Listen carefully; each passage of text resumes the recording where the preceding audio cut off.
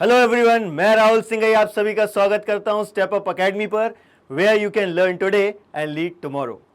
आज हम क्या सीखने वाले हैं? आज के वीडियो में हम सीखने वाले हैं कि फ्रेंच रेवोल्यूशन कैसे हुआ, इसकी शुरुआत कैसे हुई, यानी कि आउटब्रेक ऑफ रेवोल्यूशन। लेकिन इसको हम बहुत डिटेल में समझेंगे कि कौन कौन सी ऐसी चीजें हुई जिसके कारण फाइनली 14 जुलाई 1789 को वो सारे इवेंट्स हुए जो हम चैप्टर की शुरुआत में पढ़ते हैं। तो हम स्टार्ट करते हैं उन कंडीशंस के बेसिस पर कि कौन कौन सी कंडीशंस थी जिन कंडीशंस में रेवोल्यूशन हुआ। सबसे पहली कंडीशन क्या थी? Subsistence crisis. हम सभी जानते हैं सबसिस्टेंस क्राइसिस क्या होती है। It is a situation in which basic means of livelihood are endangered, है ना। तो भाई लोगों को खाने के लिए नहीं मिल रहा था, बेसिक नीड फुलफिल नहीं हो रही थी, और ऐसी सिचुएशन में डेफिनेटली लोग शांत तो नहीं बैठेंगे, वो चेंज चाहेंगे, बदलाव चाहेंगे कि कुछ नया हो जिससे उनकी ये कंडीशन बदले। एक नई मिडिल क्लास इमर्ज हो रही थी। इसका रीजन था कि उस समय ट्रेड बढ़ रहा था, इंडस्ट्रियल रेवोल्यूशन हो रहा था, और इन चीजों के कारण एक नई मिडिल क्लास इमर्ज हो रही थी जिसने एजुकेशन भी गेन कर ली और नॉलेज भी गेन कर लिया, और इसी कारण से ये वो ग्रुप है जिसने रेवोल्यूशन किया एक्चुअल में देखा जाए तो, है ना। और थर्ड, फिलोसोफर्स। बहुत सारे फिलोसोफर्स ने बहुत सारे नए नए आइडियाज लोगों को दिए, और उन आइडियाज के कारण लोग जो है वो रेवोल्यूशन कर रहे थे, क्योंकि अब लोगों की सोच में बदलाव आ रहा है नए आइडियाज के कारण। लेकिन सबसे इंपॉर्टेंट और एक इमीडिएट फैक्टर जिसे हम कहते हैं वो था कि लुईस 16 टैक्स बढ़ाना चाहता था।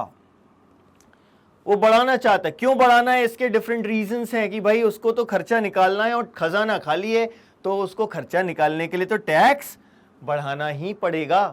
तो लुईस 16 टैक्स बढ़ाना चाह रहा है, इसीलिए अपन यहां पर ये कहते हैं कि this was the immediate reason for the revolution. ठीक है, लेकिन अब ये देखते हैं कि टैक्स बढ़ाने के लिए तो लुईस 16 को एस्टेट जनरल की परमिशन लेनी पड़ेगी, क्योंकि रूल क्या है फ्रांस में? रूल ये है कि राजा यानी कि किंग अपनी मर्जी से टैक्स नहीं बढ़ा सकता। यदि टैक्स इंपोज करना है उसको तो उसे एस्टेट जनरल की मीटिंग बुलानी पड़ेगी। एस्टेट जनरल के सामने लुईस 16 को अपना प्रपोजल रखना पड़ेगा, और जब एस्टेट जनरल के सामने प्रपोजल पास हो जाएगा तब टैक्सेस बढ़ाए जा सकते हैं। लेकिन एक और क्वेश्चन फिर दिमाग में आता है कि ये एस्टेट जनरल क्या है। तो अब हम आते हैं अपने अगले पॉइंट पर कि ये एस्टेट जनरल क्या है। एस्टेट जनरल क्या है? It was a political body. Political body है एक। किस टाइप की पॉलिटिकल बॉडी है? जिसमें तीनों एस्टेट्स अपने रिप्रेजेंटेटिव्स भेजते हैं। ठीक है, तो यदि आपको इसकी डेफिनेशन पूछ ली जाए, एक मार्क के क्वेश्चन में आ जाए व्हाट वाज एस्टेट जनरल, तो हम कैसे लिखेंगे? It was a political body to which all the three estates send their representatives. ठीक, लेकिन इस एस्टेट जनरल की मीटिंग कब ऑर्गेनाइज होगी? इस एस्टेट जनरल की मीटिंग तभी ऑर्गेनाइज होगी जब किंग चाहेगा। मतलब कि only king had the power to call the meeting of estate general, only monarch.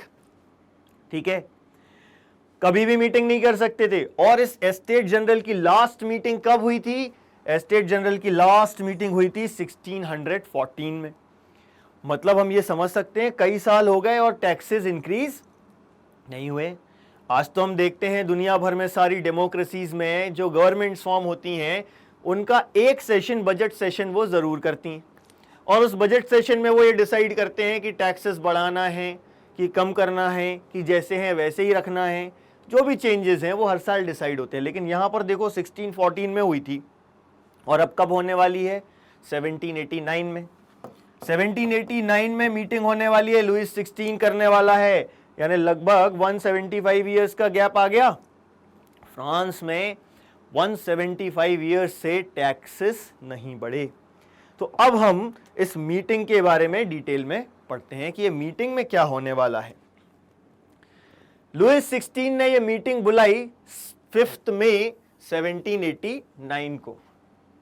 अब इस मीटिंग में ये क्या करने वाले हैं, टैक्स के प्रपोजल रखेंगे, ठीक है। लेकिन यहां पर कौन कौन लोग आएंगे, कहां ये मीटिंग होगी, ये सब पहले से डिसाइडेड था।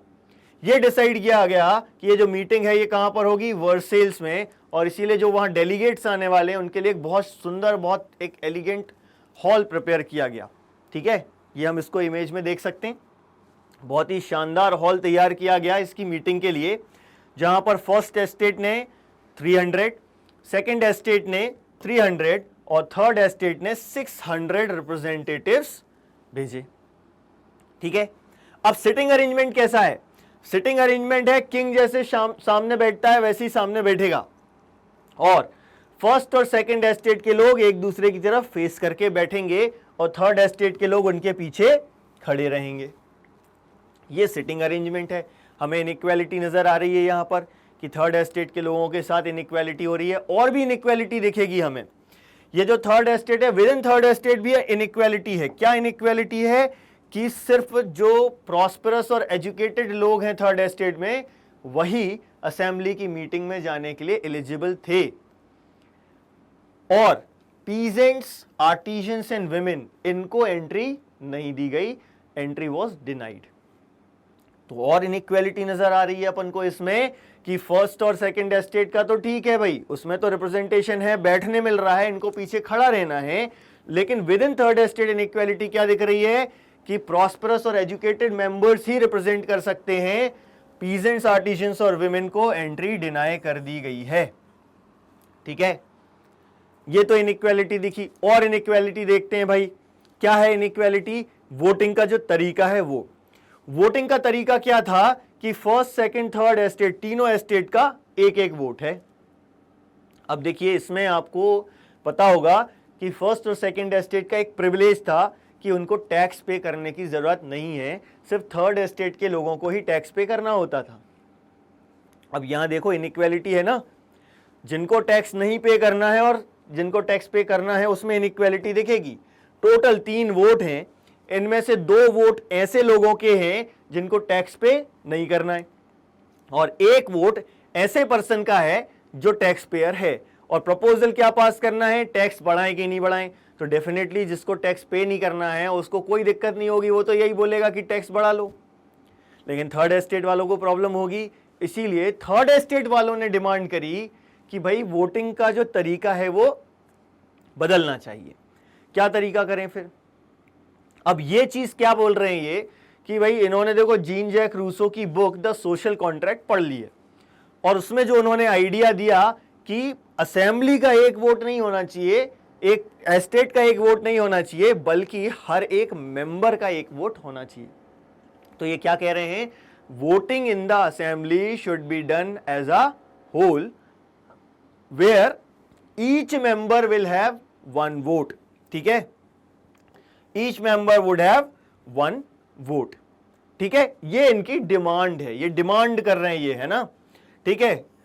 अब ये डिमांड फुलफिल होगी क्या, उनको मालूम है कि यदि ये डिमांड फुलफिल कर दी तो टैक्सेस तो बढ़ ही नहीं पाएंगे। अब टैक्सेस कैसे बढ़ाएं, तो फिर टैक्सेस तो बढ़ाना है, तो वो डेफिनेटली ये डिमांड नहीं मानेंगे। तो इन्होंने क्या किया, रिजेक्ट कर दिया ये प्रपोजल। जैसे ही इन्होंने ये प्रपोजल रिजेक्ट किया तो क्या हुआ, थर्ड एस्टेट के लोगों ने प्रोटेस्ट किया। कैसे प्रोटेस्ट किया, वो कह रहे कि इस असेंबली में हमारी जरूरत ही क्या है। डेफिनेटली जब आपको ऐसे एक एस्टेट का एक वोट रखना है तो आपका प्रपोजल तो पास हो ही जाना है ना। So they walked out of the meeting of estate general, ठीक है। ये इस तरीके से प्रोटेस्ट कर रहे हैं, लेकिन इससे कोई फर्क थोड़ी पड़ना है, राजा तो टैक्स बढ़ा ही देगा। तो फिर नेशनल असेंबली ने क्या किया, नेशनल असेंबली के सारे लोग अपने आप को पूरे फ्रेंच नेशन का स्पोक्स पर्सन समझ रहे थे, मतलब पूरे देश का वक्ता, कि भाई ये हम पूरे देश के तरफ से हम बोल रहे हैं। और इसीलिए इन्होंने क्या किया कि लगभग 1.5 महीने के बाद 20 जून 1789 को ये सब वर्सेल्स में ही एक टेनिस कोर्ट था, उसके एक इंडोर हॉल में ये सब मिले, and they declared themselves a national assembly, है ना। क्या बन गई ये, नेशनल असेंबली। इन्होंने कहा कि हम नेशनल असेंबली हैं। और इन्होंने एक ओथ ली, एक शपथ ली। क्या ओथ ली, क्या शपथ ली इन्होंने?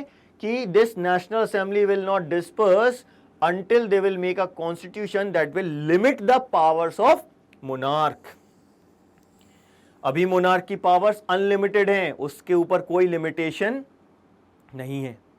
लेकिन ये क्या चाहते हैं? ये चाहते हैं कि हम एक ऐसा कॉन्स्टिट्यूशन बना लें जिससे कि मोनार्क की पावर्स लिमिटेड हो जाएं। ये इन्होंने शपथ ली है, नेशनल असेंबली इन्होंने फॉर्म कर ली है। लेकिन हम ये जानते हैं भैया कि कोई भी जो मूवमेंट चलता है या रेवोल्यूशन होता है वो बिना लीडर्स के नहीं चलता। तो ऐसे ही इनके भी कुछ लीडर्स थे। कौन थे लीडर्स इनके? मीराबियो एंड अबेसिस, ठीक है, ये इनके लीडर्स थे। लेकिन ये कौन लोग थे, इनके बारे में थोड़ी जानकारी होनी चाहिए, क्योंकि एक बहुत इंटरेस्टिंग चीज है। देखो, ये मीराबियो जो है ये एक नोबल पर्सन थे। नोबल थे यानी कि सेकंड एस्टेट, इनको तो टैक्स पे करना नहीं है, लेकिन उसके बावजूद भी देखो, यही हम कहते हैं कि ऐसा नहीं है कि फर्स्ट और सेकंड एस्टेट के प्रिविलेजेस हैं तो वो अत्याचार करेंगे या वो टायरेंट हो जाएंगे। होते थे लोग, लेकिन सब लोग नहीं होते थे, लोगों में कंपैशन भी था। इसका एक एग्जाम्पल है मीराबियो कि वो खुद एक नोबल पर्सन है, वो एक खुद फ्यूडल लॉर्ड है, और वो क्या कह रहा है, उसको ये लगता था कि ये जो फ्यूडल प्रिविलेजेस का सिस्टम है ये नहीं होना चाहिए सोसाइटी में, ठीक है ना। तो ये इंपॉर्टेंट पर्सन है and he was leading the people of third estate. Third estate के लोग भी इनके साथ देंगे ना, इनकी बात मानेंगे। क्यों? क्योंकि ये सेकंड एस्टेट के मेंबर होकर ये कह रहे हैं कि फ्यूडल प्रिविलेजेस का सिस्टम सोसाइटी में नहीं होना चाहिए। और अबेसिस कौन थे? एक प्रीस्ट थे। इन्होंने भी लोगों को मोटिवेट किया। इन्होंने एक पैम्फलेट लिखा, what is the third estate. इसमें थर्ड एस्टेट क्या है एक्चुअल में, इसके बारे में बताया, लोगों को उनकी पहचान कराई, और इसीलिए इनसे भी लोग इंस्पायर्ड थे और इनको अपना लीडर मान रहे थे, ठीक है। अब देखो, इनकी लीडरशिप में नेशनल असेंबली क्या कर रही है? नेशनल असेंबली कॉन्स्टिट्यूशन फ्रेम कर रही है। लेकिन जब नेशनल असेंबली कॉन्स्टिट्यूशन बनाने में बिजी है, बाकी के फ्रांस में क्या हो रहा है? The rest of the France settled with turmoil. Turmoil है मतलब वायलेंस की कंडीशन है। क्वेश्चन ये आता है, ऐसा क्यों था वायलेंस? क्या रीजन थे इसके? अब हम इन रीजंस पर फोकस करते हैं। सबसे पहली चीज, सीवियर विंटर, ठंड बहुत ज्यादा पड़ी। अब जब ठंड बहुत ज्यादा पड़ेगी तो फसल अच्छी नहीं होगी, तो बैड हार्वेस्ट। इसी बैड हार्वेस्ट के कारण क्या था? सब्सिस्टेंस क्राइसिस, ठीक। और इसी के कारण क्या हुआ? ब्रेड के प्राइसेस बढ़ गए। ब्रेड जो वहां की स्टेपल डाइट है। अब इस सिचुएशन का कुछ लोगों ने गलत फायदा उठाने की सोची। कौन थे वो लोग? बेकर्स। ये बेकर्स इस सिचुएशन को एक्सप्लॉइट करना चाहते हैं, इसलिए उन्होंने क्या स्टार्ट कर दी? होर्डिंग। होर्डिंग क्या होती है? जमाखोरी।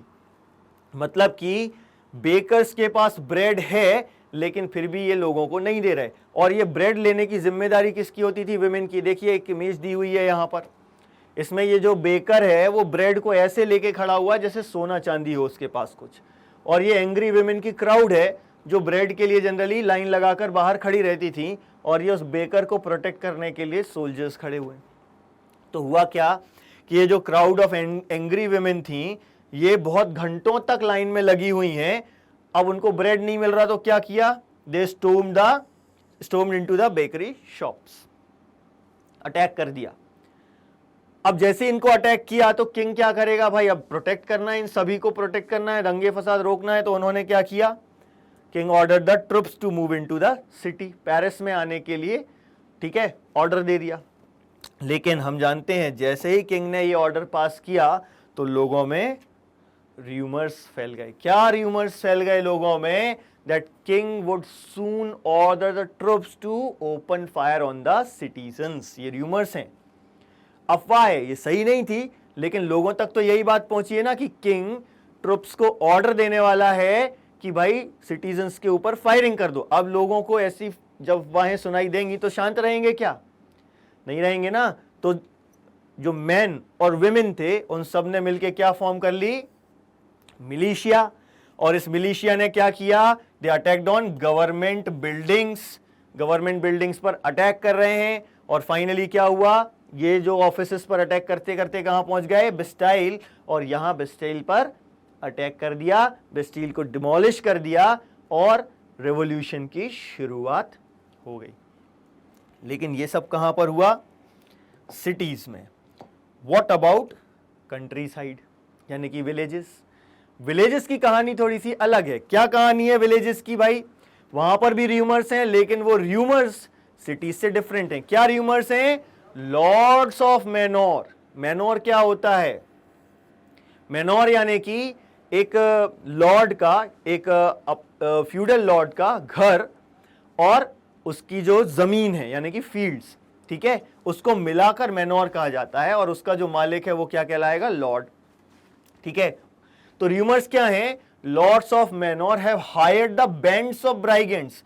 अब ये बैंड्स ऑफ ब्राइगेंट्स मतलब क्या है, ये हथियारबंद लुटेरे हैं जिनके पास लाठियां या अदर हथियार हैं, और ये ब्राइगेंट्स हैं मतलब कि लुटेरे हैं। ठीक है, अब र्यूमर्स में ये बोला कि भैया ये जो बैंड्स ऑफ ब्राइगेंट्स हैं, ये जो राइप क्रॉप्स हैं यानी पकी फसल है उसको डिस्ट्रॉय करने आ रहे हैं। अच्छा, लूटने के लिए भी नहीं आ रहे, सीधा कह रहे हैं कि डिस्ट्रॉय करने के लिए आ रहे हैं। अब ऐसी सिचुएशन थी कि फसल बर्बाद हो चुकी थी ऑलरेडी विंटर के कारण। ठीक है, अब इन फार्मर्स को उम्मीद थी कि जो फसल बची है उसके अच्छे दाम मिलेंगे।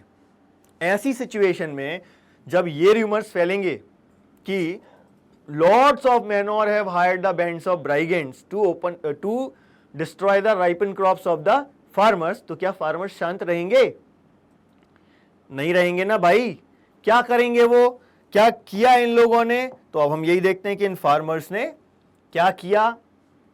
सबसे पहला क्या किया इन्होंने, जो भी हथियार उनको मिले, उनके पास क्या हथियार होते हैं, पिचफॉक्स या फिर होइस, जो भी उनको हथियार मिले उन्होंने वो हथियार उठा लिए एंड दे अटैक्ड ऑन चैटुएक्स। अब ये चैटुएक्स क्या होते हैं, जो लॉर्ड का जो घर है ना हवेली, ठीक है ना, उस पर इन्होंने अटैक कर दिया।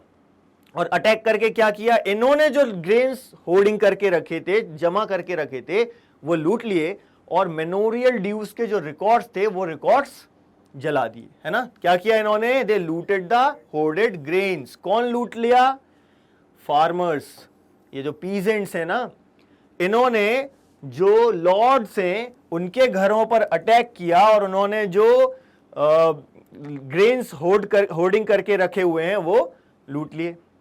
और क्या किया, जो डॉक्यूमेंट्स थे जिनमें किस चीज का रिकॉर्ड है, मेनोरियल ड्यूज का रिकॉर्ड है, ये मेनोरियल ड्यूज का रिकॉर्ड वाले जितने भी उनके रजिस्टर्स थे, खाते थे, वो सब इन्होंने जला दिए। ठीक है, तो ये कंट्री साइड में ये सब हुआ। सिटी में भी लोग इसी तरीके से टर्मोइल की सिचुएशन पैदा कर चुके हैं, कंट्री साइड में भी लोग इसी तरीके से चल रहा है सब कुछ। यानी पूरे फ्रांस में टर्मोइल की सिचुएशन थी, लोग सड़कों पर उतर आए थे और जो भी लॉर्ड्स हैं उनके अगेंस्ट जैसा भी प्रोटेस्ट कर सकते थे वो कर रहे थे अपने अपने लेवल पर, और राजा ये सब देख रहा है।